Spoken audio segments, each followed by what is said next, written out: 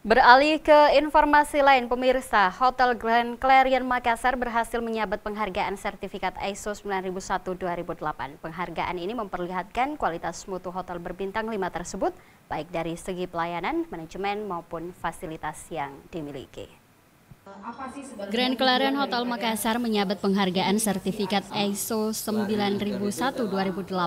Sertifikat berstandar internasional berlisensi Inggris ini mengedepankan sistem manajemen mutu dan layanan. Penghargaan ini sekaligus menjadikan Clarion Hotel sebagai satu-satunya perhotelan pertama di kawasan timur Indonesia yang mendapat penghargaan ini.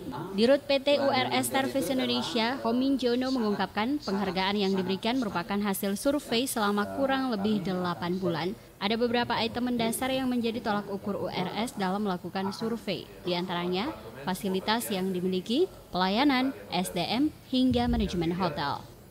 Oke, item semua persyaratannya itu ada di dalam dijelaskan di detailnya itu di dalam persyaratan ISO 9001. Jadi ISO 9001 itu adalah standar mengenai sistem manajemen mutu, standar internasional yang berlaku di seluruh dunia, dan item-item di dalam ISO 9001 itu semua yang menjadi bahan pengecekan untuk audit.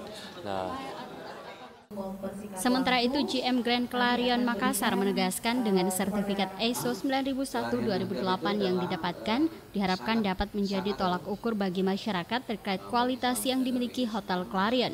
Meski demikian, sertifikat ini pun diharapkan mampu menjadi motivasi bagi para karyawan untuk lebih meningkatkan kinerja sehingga dapat mempertahankan penghargaan bergengsi tersebut.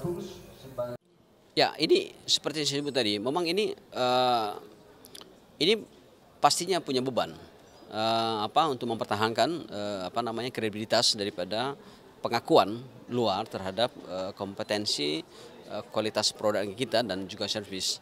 Sehingga dengan demikian saya sebagai manajemen akan terus menjaga memaintain terhadap kualitas ini dan terus juga bermitra dengan URS untuk senantiasa melakukan audit agar kualitas itu terjaga secara baik.